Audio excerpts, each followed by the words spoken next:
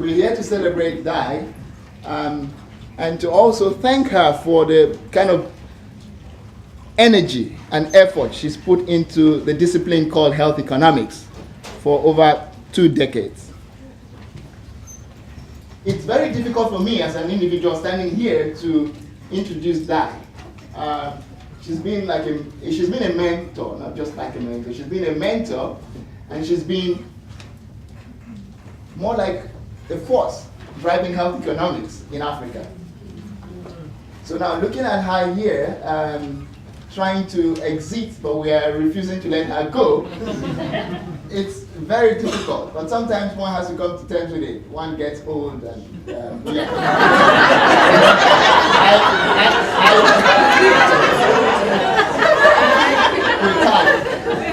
I'm not saying she's old. I say one gets old, not her. And it's a reality with life. We're born young and energetic, and as time goes on, we get older and older, and that's the way it is. And we get to a point when we have to retire. So looking at Di, sometimes I wonder, is she really retiring, or am I in a dream? I want to just wake up and say, well, it was just a dream. But now we face the reality that she's leaving us, but not tired. She's retiring, but not tired, which is something I'm really happy about. So because she's not tired, she still remains part of us, like we say in Latin, ad infinitum. You know what that is? You understand? That means it's like continuously. She's still part of us. And it's also a pleasure to have all of you here to also celebrate with the Health Economics Unit, being friends of the unit, being friends of the family, and also people who have good heart for what the kind of research that we do. So I want to welcome you here on this special occasion to celebrate Di, even as she takes us through her journey, possibly when she was born. I'm sure you're going to talk about that. And because it's still part of health economics, because being born is part of phase of life, and we'll talk about continuum of care and stuff like that.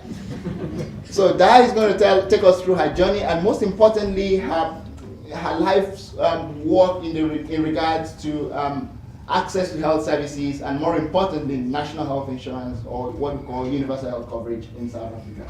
For those of you who do not know Di, she is the Executive Director of the International Health Economics Association, which is the umbrella body for all health economists in the world.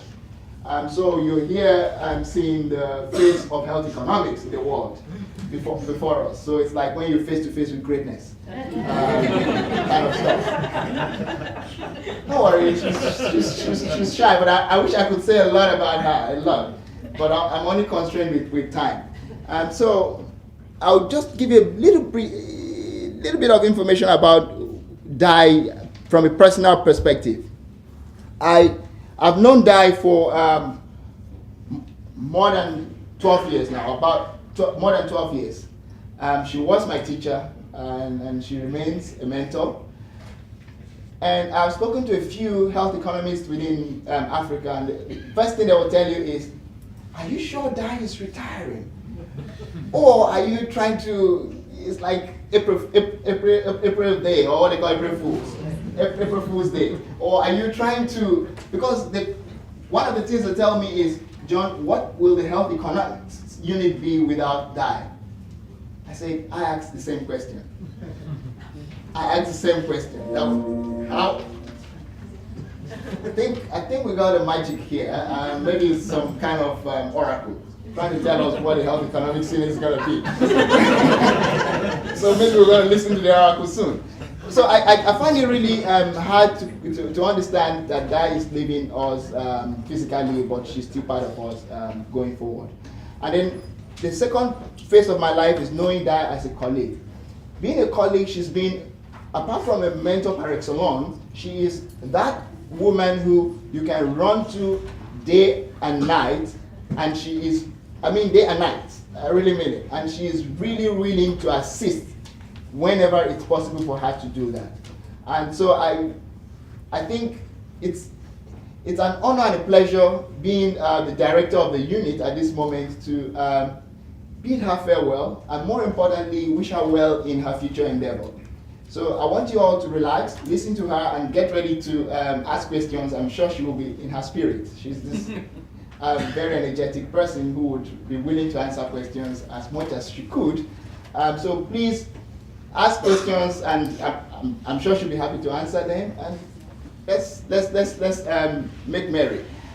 We'll make merry, more importantly, afterwards. You'll see when we go out, there is some kind of food stuff there that we'll put in our tummies afterward. So thanks very much. Dai, I want to welcome you to the podium to tell us about national health insurance. Tell us about what you feel it is and what it is not. And yeah, we'll be happy to listen to you. Thank you. Please, a round of applause.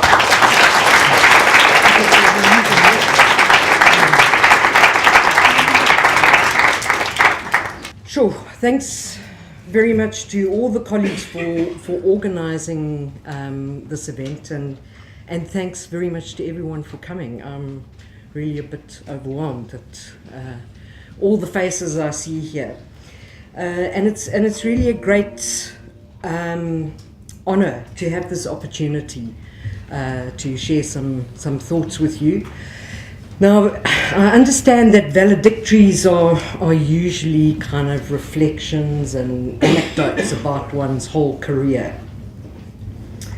But as always, I'm just going to be a little bit different.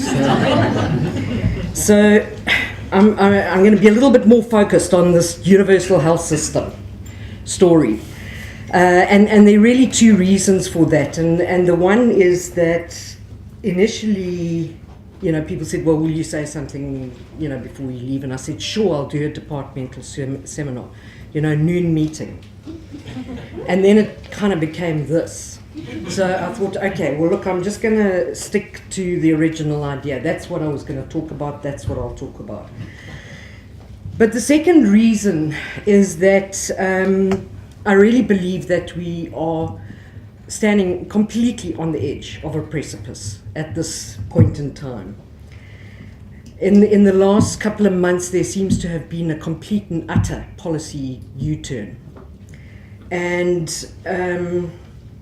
this new committee that has been established, a whole lot of new committees are being established. I'll talk a little bit more about this one. But this is the committee that I'm really concerned about, and that I think is taking us in a completely different policy direction. So I wanted to use this opportunity to actually say a few final words about the proposed reforms to the health system. And health policy is always really hotly contested. And the strategy of vested interests, those with vested interests over the past few years, have been really making a whole lot of noise and a whole lot of unsubstantiated claims, casting a negative black cloud over reform proposals. And I think that they've been really quite highly effective. I think that the message that the public has heard is that it's unworkable, it's unaffordable, it's un-everything, and it's stifled any progress in making changes to the health system. And as I say, I think that now we're on the brink of years and years and years of intensive policy work being completely reversed.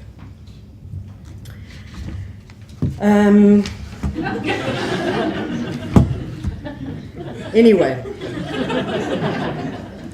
I've never felt terribly comfortable with kind of policy arm wrestling, that game and the policy angles of it. I'm far more comfortable with economic theory and with looking at empirical evidence.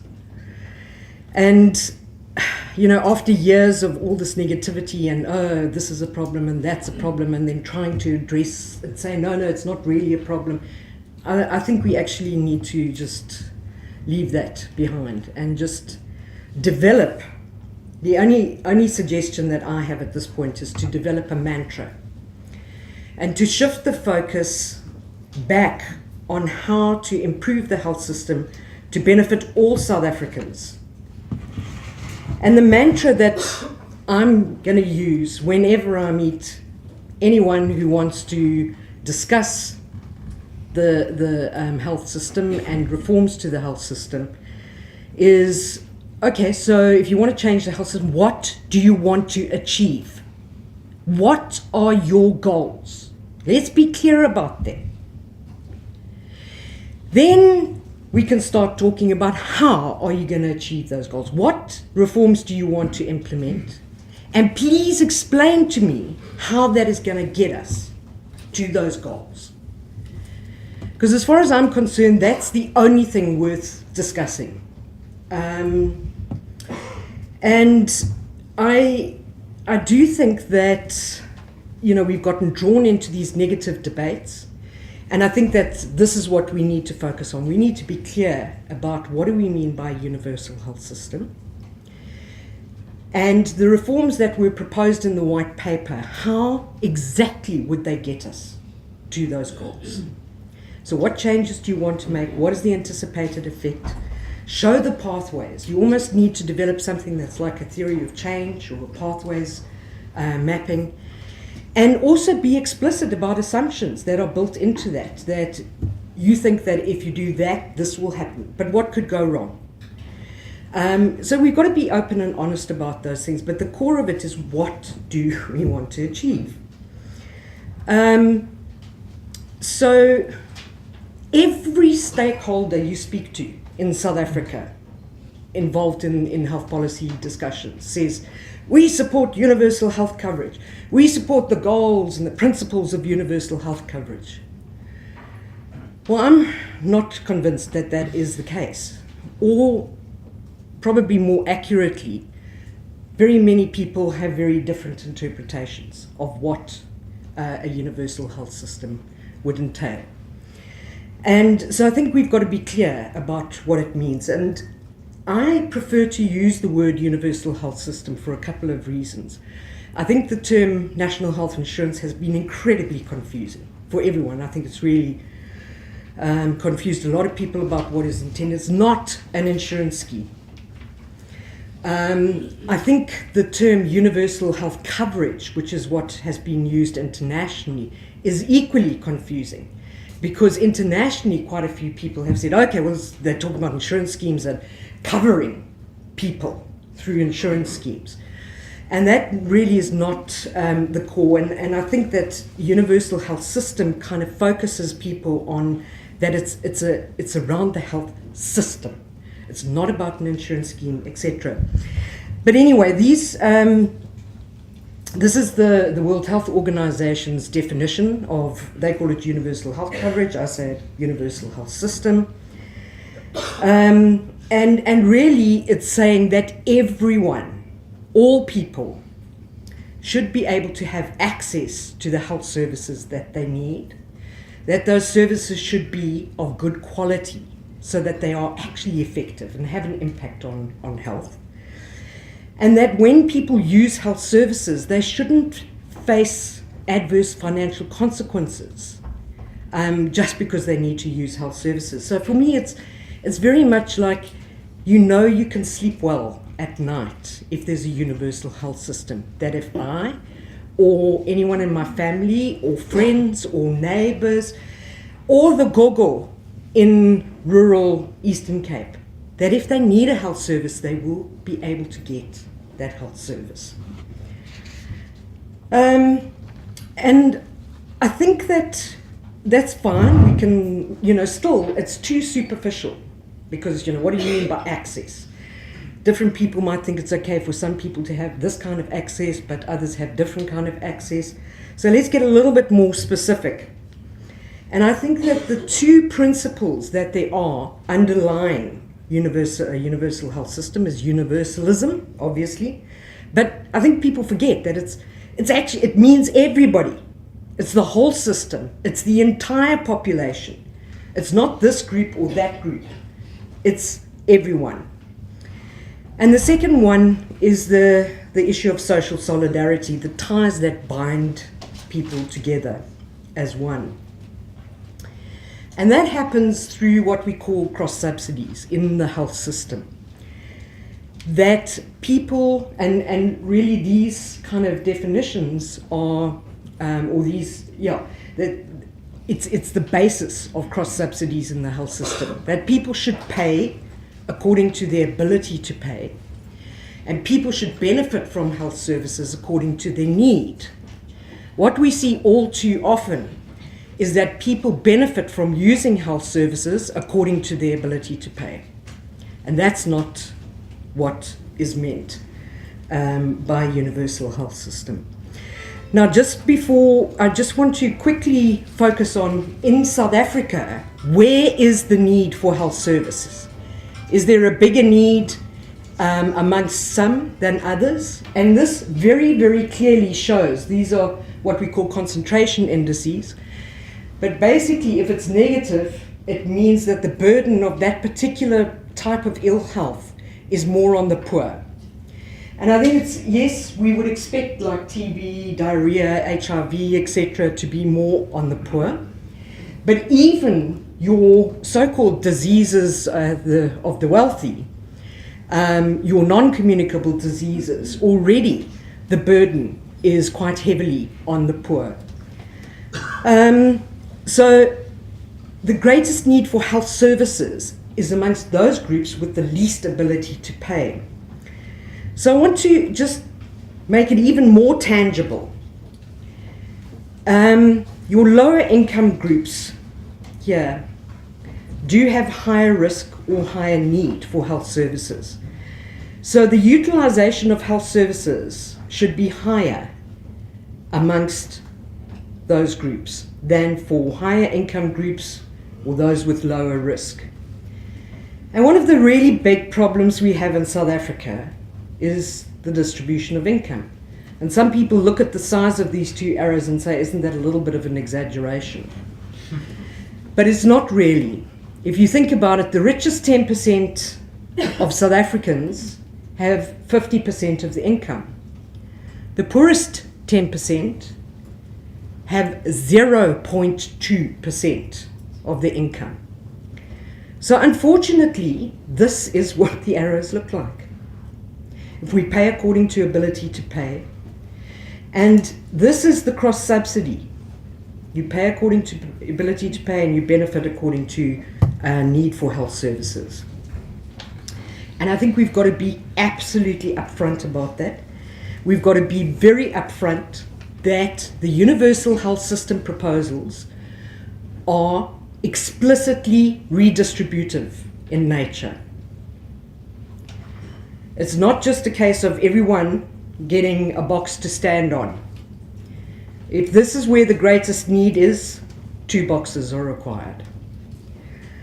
And I don't have a problem with saying it should be explicitly redistributive. Given the inequality we have, not only in terms of income, but in every other respect in South Africa, we need redistribution. We need to address inequality in this country, and the health system is one really good way of addressing that inequality. So that's what I understand a universal health system to mean. And just to explain a little bit more what it would look like, because people keep saying, well, what would this universal health system look like? And essentially what it is trying to reduce the disparities and the differentials that there are in the country at the moment. We need to recognize that in every country, in almost all countries in the world, because there are one or two that are different, there are some differentials, particularly due to the rich buying what they perceive to be better healthcare.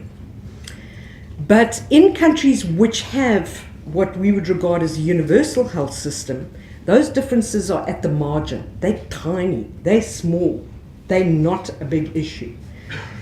In the South African context, this gives you an example of the differentials which have been growing over time between socioeconomic groups. And here I'm showing you what per capita spending is per medical scheme member, which tends to be your higher income groups, and your spending for the rest of the population per capita. But it's also geographic inequities, and these are per capita primary healthcare expenditure, public primary healthcare expenditure across the districts in South Africa. Now, there's a couple of outliers at the top there, those orange bars, which are Northern Cape districts, which are very sparsely populated, and you do need additional funds to provide accessible services. But for the rest of the districts, there isn't a good explanation why primary care services, which is the first point of entry into the health system, there should be a twofold differential across different districts within the country. So this is what one is trying to do.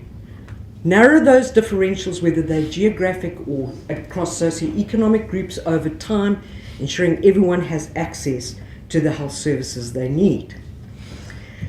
So we clarified the goals of the universal health system. And now I want to talk about, in a little bit more detail, what health service changes, health system changes are needed in order to achieve those goals. And this is quite a useful framework that Joe Cutson developed of how these changes in these health financing functions can actually move through to those objectives.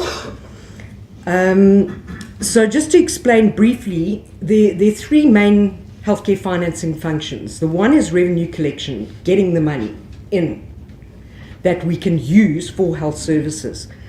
The second one is pooling. What happens to that money that's collected? Is it put in one pool that can be used for everyone? Or is it put into a whole lot of separate pools that get used for different groups? And the third one is purchasing. And I'll focus on that a little bit more just now. It's a whole lot of different activities. But what it essentially relates to is how's that money then translated into health services, into these benefits, getting the money to the healthcare providers. And obviously health service delivery and management is incredibly important.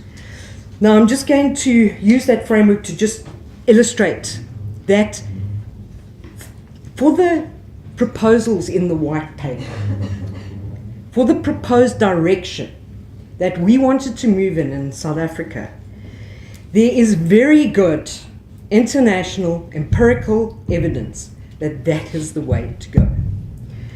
There's a lot of economic theory that supports those changes as well. But obviously I'm not going to be able to go through every single little pathway. There's hundreds of them. Literally, it can go directly to those goals or via these intermediate objectives. So I'm not going to be able to cover them all. But John and I are working on the magnum opus, which goes through all of those kinds of things, unpacks the assumptions, etc., etc. And it will be available on the Mandela Initiative website in about 1 or 2 months. We just got to finish it. Okay, so I'm just going to give you, I'm just first going to unpack that framework a little bit more and explicitly talk about what is being proposed. And I think it's really important to indicate that the ultimate objective of all of this is to improve health status, and to improve equity in health so that there are not differences between, in terms of health status across groups. We recognize that there are many social determinants of health. Things like education, housing, environment, your work environment, etc., etc. All of those things can have influences on your health status, good or bad. So it's not only about the health system, but the health system does have an effect on, is really important in terms of improving health and equity in health.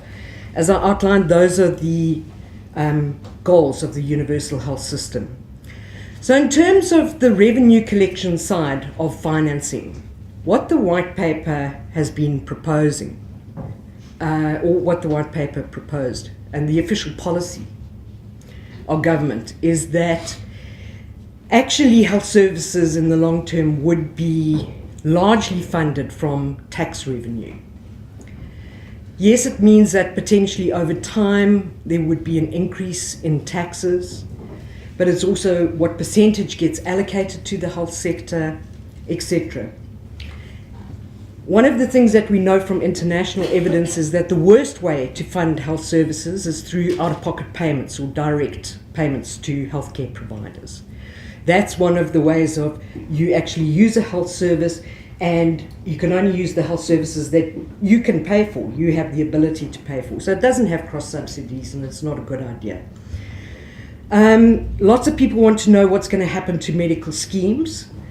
I've been saying that we should not be actually, because some people have said, oh, we need to take the money from the medical schemes and put it into the pool, and creating lots of confusion.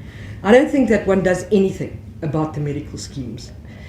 My sense is that if you actually develop a universal health system that provides access to good quality services, people will say, okay, I'm paying slightly higher taxes so that there can be this universal health system. Is it worth my while to also be paying medical scheme coverage, and also got to pay lots of things out of pocket, you know, when the doctor's bill doesn't quite match with what the medical scheme will pay, etc. And that over time, there will be relatively less contributions to medical schemes. Anyway, I better move along. Changes in pooling. What has been suggested is that there should be a single pool for the universal component of the health services. And schemes would be able to provide top-up cover. There would be a lot of changes in relation to purchasing. One of the things would be to set up an NHI fund, an autonomous public institution that would purchase services on behalf of the entire population. Other aspects of purchasing is that organization could purchase services from the public and private sectors. So to provide adequate, good services and good quality services to the entire population, they would draw on both public and private providers. Very importantly, you establish contracts with every single provider. You tell them, this is what our expectation is, in terms of the range of services, the type of services you provide, and the quality of services. Another big issue is changing the way in which health services are paid for. Because at the moment we use fee-for-service in the medical scheme sector and strict line item budgets in the public sector. And those are not really, they don't provide the right incentives. And this, by the way, is one of the key reasons for wanting to set up an autonomous public entity, is that you cannot do anything other than pay by line item budgets within the public sector. So if you want to do things like capitation or case mix payments, you cannot do it within the public sector as it sits at the moment. I just also want to mention, although my focus has very much been on financing, the changes in service delivery and management are really critical. And as far as I'm concerned, I think that one of the most important changes we need to make is decentralizing management authority to individual hospitals and to sub-district level for primary care services. At the moment, we scream and shout about our managers and how they're not doing a good job and blah, blah, blah. But managers actually are not allowed to manage. They're not allowed to make decisions. And my sense is that a lot of issues would be addressed through that. Okay, so as always, I had to perfectly timed, and I've now waffled. Actually, no, you had 10 minutes at the beginning, so that's fine. Actually, no, it's fine. I'm doing fine. Okay, but so hang on to your seats a bit. There's a little bit still to come. So those are the specific changes that were put forward in the policy, and you know, as with the previous thing, they have effects either directly on the UHS goals, but also on these intermediary objectives like efficiency, equity and resource distribution, and changes in transparency and accountability. Now, unless you were willing to sit for the next 5 hours, I can't track all the pathways on everything. So I'm just going to pick one of them And I thought I'd go for efficiency, because I always speak about equity, but I thought efficiency is a little bit more neutral, rather than sort of foaming at the mouth about transparency and accountability and equity. Let me try to be a little bit neutral. Just illustrate what I think that how we need to argue our case and put forward the evidence.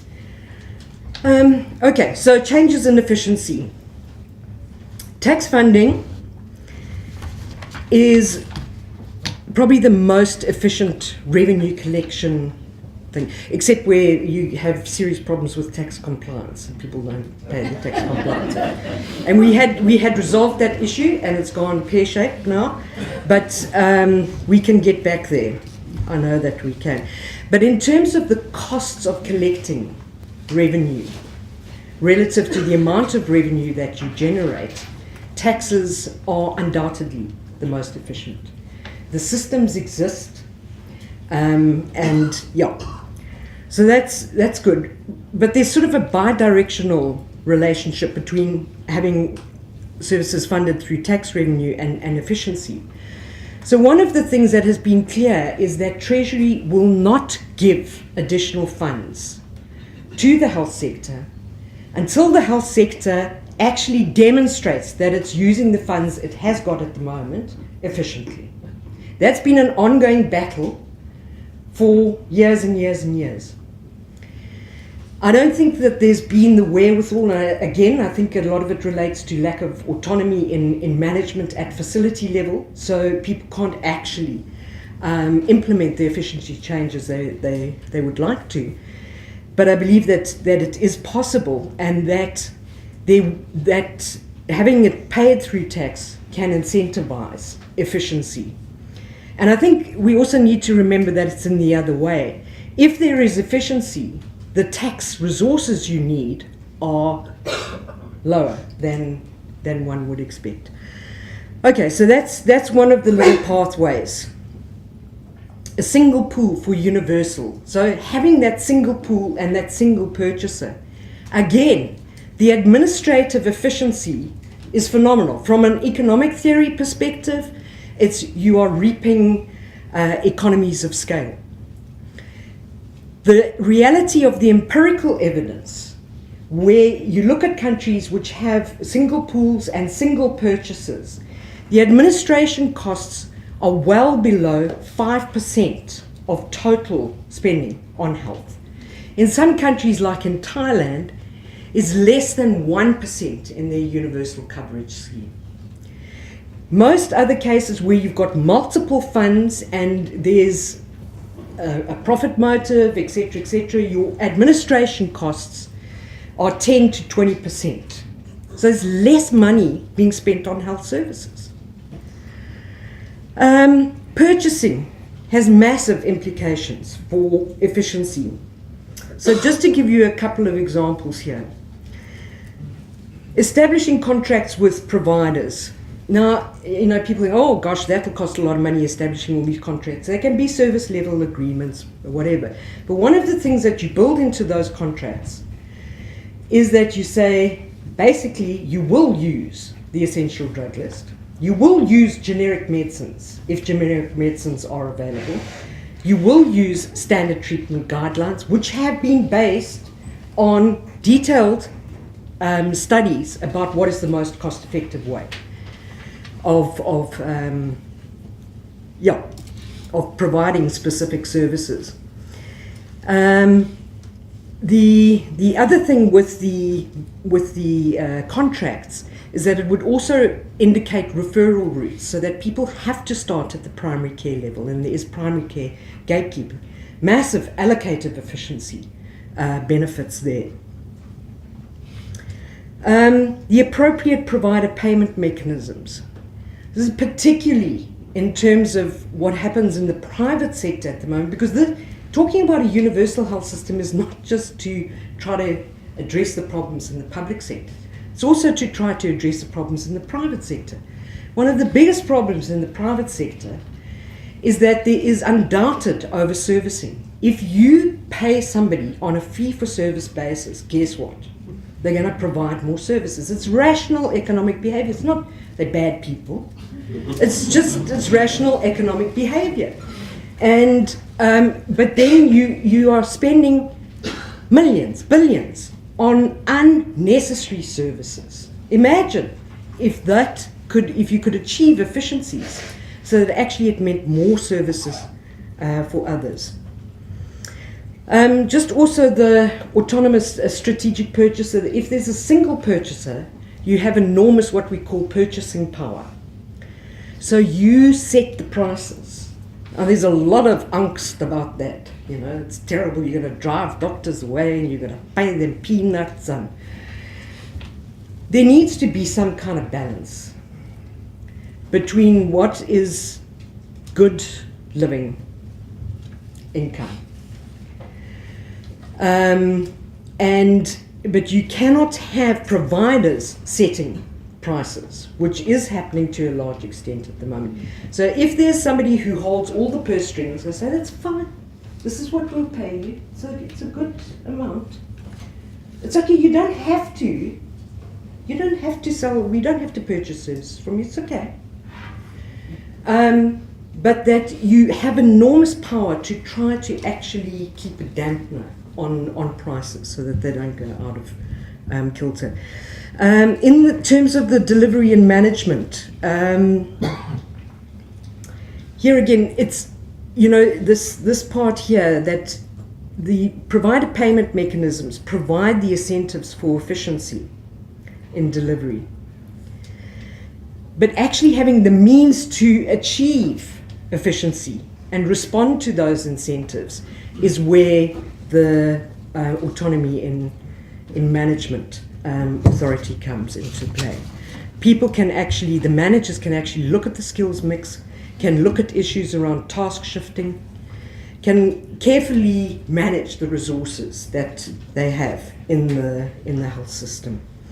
And I do need to speed up now because I've got another. So those changes in efficiency obviously then have an impact on people's ability to utilize health services according to need. Because if you've got more money available for health services rather than for administration costs, etc., if you're using the funds efficiently, you can provide more services with the resources that you've got. You are going to have improvements in levels of utilization. There are some things that we need to look out to make sure that it's not just utilization, but it is utilization relative to need. But you can also look at issues around quality. You can invest in improving quality. And also, there are implications in terms of financial risk protection. If you're providing good, efficient, high-quality services that are relatively comprehensive, there's less need for people to actually go and look for health services that are not part of the universal health system and have to pay out of pocket. And each of those, in turn, has an impact on health and equity in health.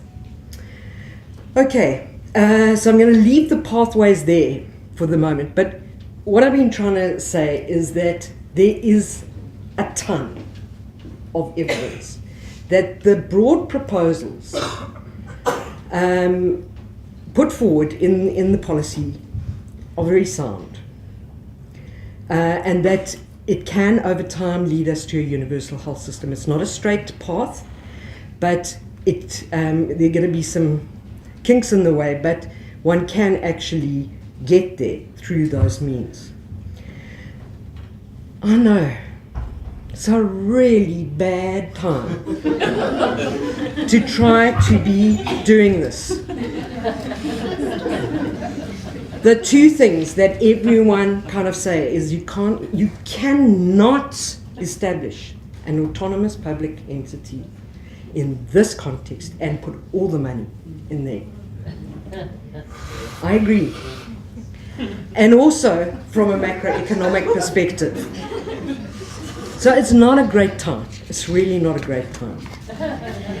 But it doesn't mean to say that we have to go in a completely different direction and throw the baby out with the bathwater. We can still move forward. There are things that we can still do that can already make a massive difference in terms of people's access to health services. We really need to be doing more around the community health worker programs, etc. We can be improving access to medicines routinely. And as I say, I think that one of the key things that we really should be trying to start implementing, and it does not require good governance at central level or massive amounts of additional funds for the health sector, is that I really believe that we should be putting some energy into piloting the whole question of decentralized management and see to what extent there is the management capacity, to what extent it makes a difference. One of our biggest challenges is in terms of staff morale. And I can only imagine that if a manager is able to be responsive to the staff and the staff's needs and their concerns, there's going to be much greater staff satisfaction, greater productivity, etc., etc. So a whole range of reasons. But just also to mention that, I think I did mention it earlier, is my sense is leave the schemes alone. Just leave them alone right now. Start getting this sort of stuff done. But this is what appeared on our radar screen 2 or 3 months ago. We suddenly heard about this. There's a whole range of new committees being set up, and this is one of them. It's called the Advisory Committee on Consolidation of Financing Arrangements. And another important thing it says is that it's transitional. Don't worry, we're not going off track. It's just like something we're doing along the way. And the proposal, essentially, this committee is tasked with coming up with separate funding arrangements for civil servants, formal sector from big firms, formal sector from small and medium enterprises, informal sector, and the unemployed. Now, there's very little detail on exactly what is going to be done. But somehow, suddenly, this thing has come up. And that there should be mandatory medical scheme cover and contributions for all formal employees and their dependents. Okay, I am starting to run a bit slow, so I'm not going to go through this, but essentially there's a lot of lack of clarity around what exactly is being proposed in the different areas.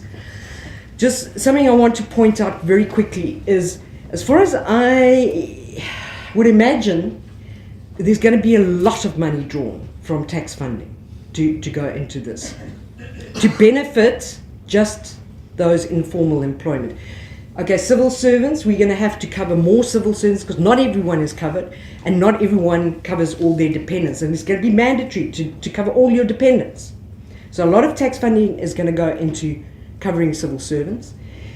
I don't understand how it's going to be possible to bring in a lot of low-income workers who are not currently covered and all their dependents for a comprehensive package of services at a rate that the employees and the employers themselves can afford. So guess what's going to happen? Government's going to have to subsidize it big time. So we're going to take all that money and put it there for a small section of the population. And one of the things internationally that has been said about the move towards universal coverage or universal health systems is that it is moving away from tying entitlements to health services to your employment status, to a point where your entitlements are based on your citizenship or your residence. So, it's just, anyway, as far as, one of the things that I think is that if you, how can you say that you're going to do that and you understand universal, I think there is a different understanding of what a universal health system is. But just this last little thing here. Okay, so that's where we want to head. That's where I want to head. That's where the entire world is saying all countries should be heading towards universal health systems. Instead, we're going to go for a multi-tiered health system, which is fragmented across socioeconomic groups. And I just want to touch on this issue of, please don't worry, it's transitional. Okay. And that's how transitional it is. Every single, you please show me a lower middle income country anywhere in the world which has a similar smallish formal sector, very large informal sector, and high unemployment rates that has ever been able to scale the wall.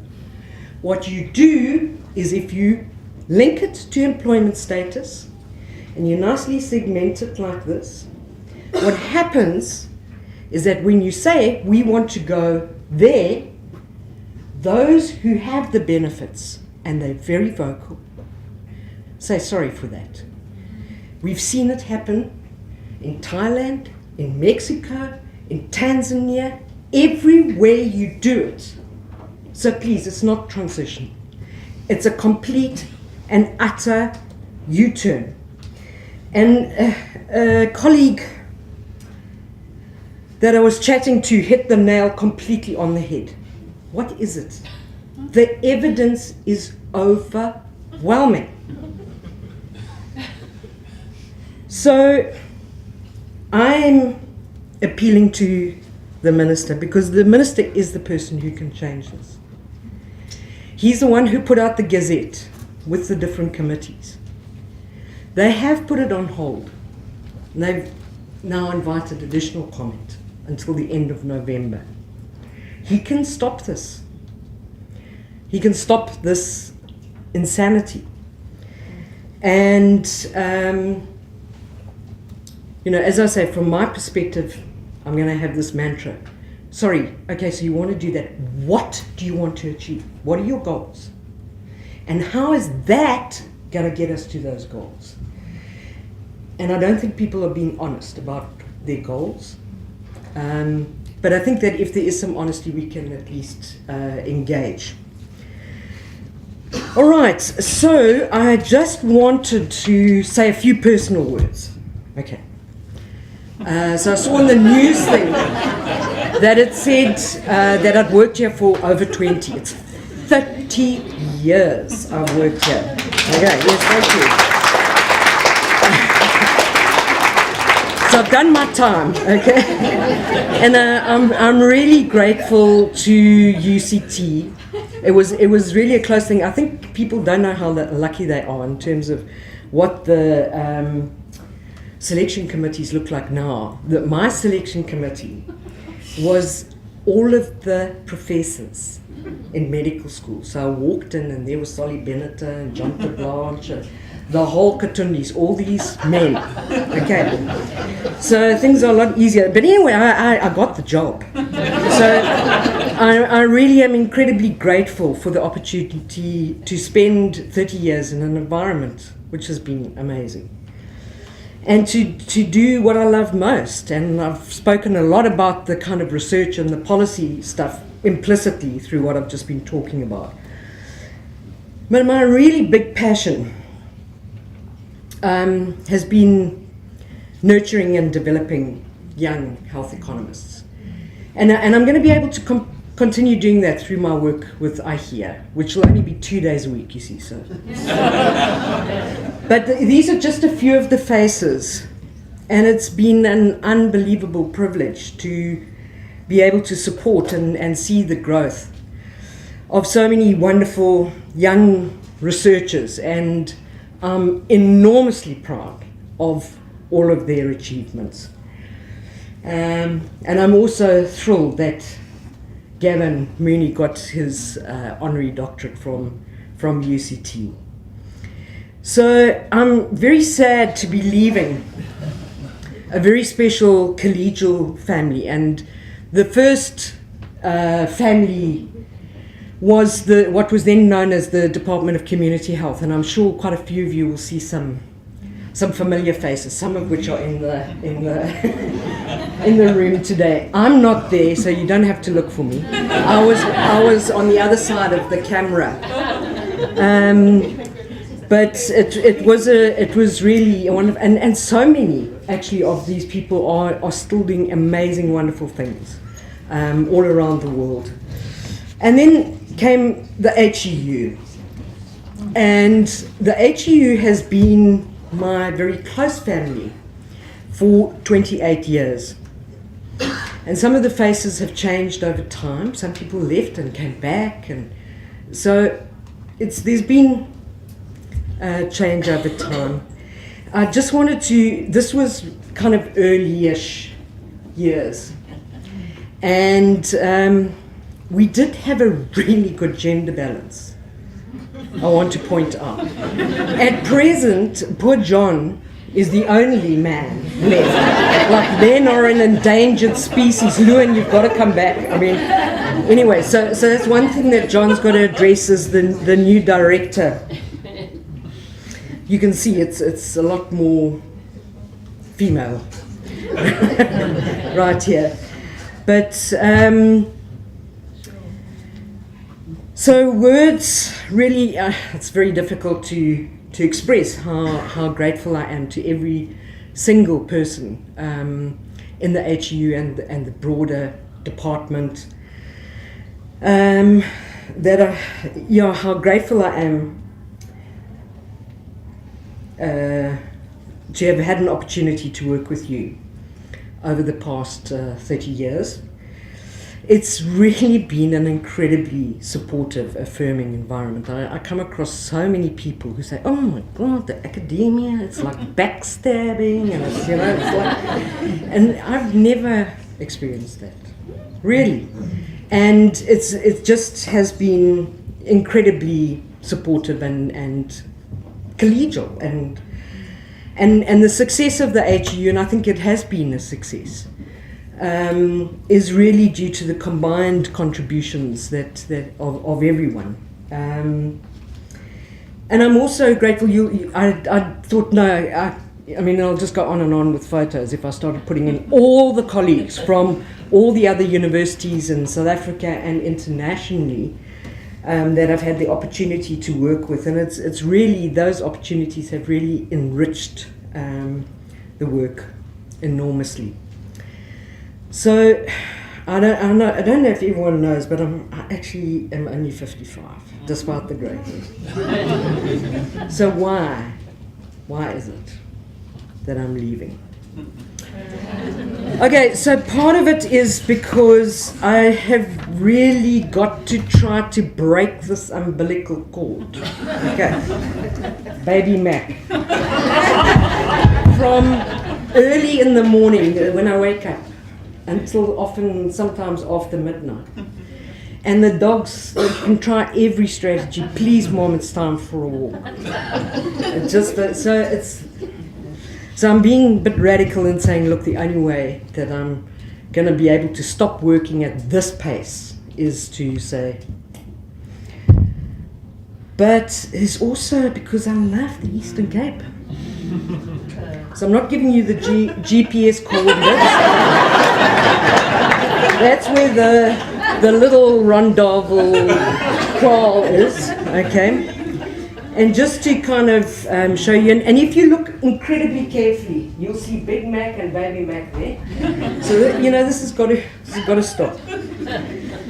So I think the photos speak for themselves as to, this is soul food country, and much as I'll miss seeing my collegial family as often as I do now, I'm looking forward very much to spending quality time in our little patch of paradise with good friends, the extended sisterhood, the nibblings, the great nieces, and they all are great nieces.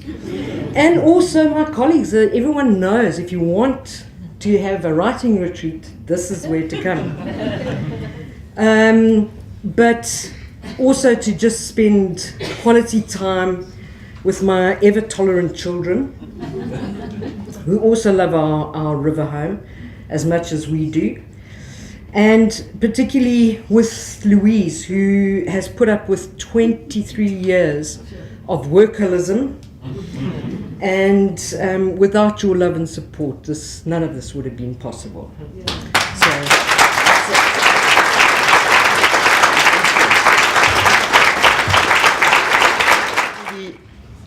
Is amazing about her speech is with regards to the universal health system and how different trajectories can take you away or bring you closer to the dream of having equal access to health services that are affordable and adequate quality for everyone without any financial hurt or harm.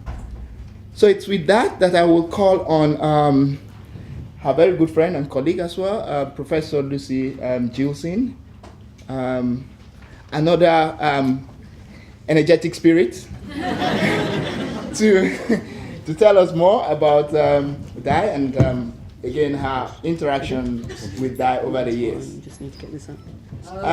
Lucy doesn't need much introduction. You know, she's the head of the Division of Health Policy and Health Systems Research at School of Public Health and Family Medicine, and she's professor of health system or health policy. And well, she doesn't want to call herself an economist, but she is, and she was, and she will remain by virtue of degree.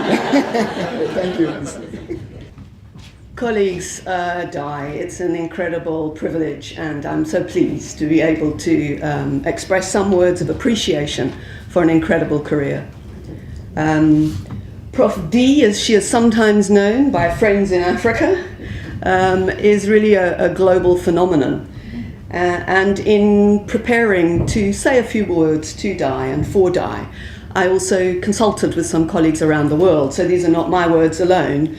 They are words drawn from friends and family, if you like, globally. And I have 10 points that I want to speak to, and I realise I don't know how to turn the thing on. Okay, how am I going to move it on? It's because it's hidden by your paper.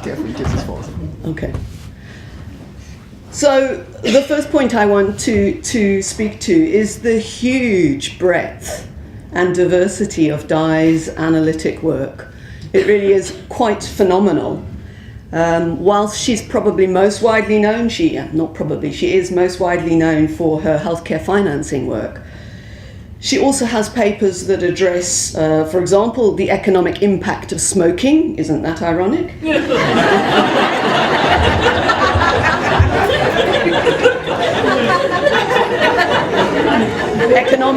Economics and HIV treatment, economics and malaria treatment. And she's written for multiple audiences, academic audiences, policy audiences, activists at local, national, regional, and global levels. And in preparing, I did a Google search just to check if there was anything I didn't know about, and I was really impressed to find a paper that's title was Protecting Public Employees and Employers from Sexual Harassment. And I thought, well, I didn't know she'd done that, but it's a sort of topic I could imagine she would have addressed. It turns out it was by a Donald I. McIntyre. But a worthy addition, I'm sure, to the programme of work. Now, Di's contribution to the field of health economics and health systems is really rooted in the fundamental sort of systems perspective she's taken, as she's spoken about today, and the way in which she has combined economic analysis and an understanding of the broader system. And that work has been founded always on the most thoughtful, detailed, and rigorous analysis. Her attention to detail is incredible. And Di's work has really broadened our understanding of how health financing flows and mechanisms are at the heart of every health system, how national level financing decisions are not only central to the system's ability to deliver equitable and good quality care, but also how those decisions, as she has illuminated, have very direct consequences on every household, but of course most particularly on the most vulnerable households. And Di's analytic work is founded on a deep, personal and passionate concern for equity and social justice. As our friend and colleague Cara Hansen noted, she checked the spelling of apoplectic. And it's a really accurate impression of Di's ability to have such fervour about equity and social justice. And I know that that is really at the heart of her work and something that is incredibly important. But beyond her work, in the analytic sense, is this incredible, powerful voice that she represents in the global field of health economics and health systems, a powerful Southern voice and a woman's voice. Such an important player she has been in the broader field. And I quote here two colleagues, Anne Mills from the London School of Hygiene and Dr. Chrissa Tim, who's the Executive Director of the African Health Economics and Policy Association. Both really wanted to express that sense of Di as a global figure who really brings attention to this field and has helped to build this field in Africa and globally. And she's a person who has always promoted collaboration and networking. From the days of HepNet, some of us will remember that, from working with Equinet, which is a Southern and East African network focusing on equity and health. More recently, GENI, Global Network on Health Equity. Di has always sought to make those networks and provide spaces for people in those networks. At one stage, I used to think that she was just the supreme workshop organizer. The attention to detail of her academic work is played out in her workshop organization. And through those processes, she's been an incredible role model for so many African and other health economists. I know that this is being streamed, and I know colleagues in India who are watching live because of Di's real towering strength. And I remember some years ago, in fact it was at the workshop where the picture on the left was taken, a group of economists from Africa were gathered together to think about how to strengthen the field. And the economists were some older and some younger. And one of the questions posed was, why do you want to be a health economist and what will keep you in the field? And Dr. Jane Chuma, who is now the regional health economist based at the World Bank in Kenya, said without doubt, Di McIntyre, she's my role model. And the field that Di has helped to grow started with the establishment of the HEU here at UCT, a Southern organizational leader in this field. She established the MPH Health Economics track, and I think before that there was also other health economics training. I can't remember all the details, but they were pioneers in their development of the field. I don't know if it's still true, but at one stage this was the only health economics training program in Africa being run. She has mentored and supervised multiple master's and PhD students and supported postdocs. And as Chris comments here, she was instrumental in the founding of the African Health Economics and Policy Association. And Chris's email to me then had about 3 pages of the ways in which she was instrumental. She was chair of the scientific committee, member of the board of trustees, contributed to the research to policy project, but most importantly, just supported AFIA's general growth. And in a global world dominated by northern institutions and northern perspectives, the building of this African association and the African field of health economics is one of the legacies that Di is leaving us that we should definitely celebrate. But Di isn't just an academic, just a capacity developer. She's really very much a socially engaged academic, as we have seen here, an activist and a campaigner. For Di, the personal is political. From her pre-94 days of anti-apartheid activism, and I wish I'd got the photo from your kitchen to show everybody, to boycotting I think it was the 2003 I Hear conference, which was held in San Francisco just after the US invasion of Iraq, and I led the boycott of that conference, to more recently leading a global campaign to ensure a methodologically sound measure of the financial burden of healthcare costs on household budgets is included in the Sustainable Development Goals. Di's been an activist in every way throughout her life. And she's always been policy engaged. From 94 onwards, from the 1995 Healthcare Financing Committee to being the first chair of the National Drug Pricing Committee, to the various rounds of support for national health insurance development. And as Marie-Glorieuse Ingabire from IDRC says, that sort of technical expertise and leadership translates in important ways that benefit the most vulnerable. And Di is an inspiration to all of us as an African researcher and development practitioner. I also, Di, want to quote your own words about Gavin. And I want to acknowledge Gavin's presence in the room. I'm sure he's here. And these words that you wrote about him, I think, are apposite for you too. You've made a critical contribution in shifting the health economics profession from an academic and clinical outlook to embrace a broader social role. This is a socially engaged field, and we have to take positions, as Di has done. It is not academics for academics only. It is academics for the world around us. And in order to work through these multiple activities tied to the end of a laptop, Di has had to, firstly, I also want to acknowledge Louise and the support that Louise has offered to Di and the partnership that the support you've offered to many of us, friends, colleagues, students. Your support has been incredibly important.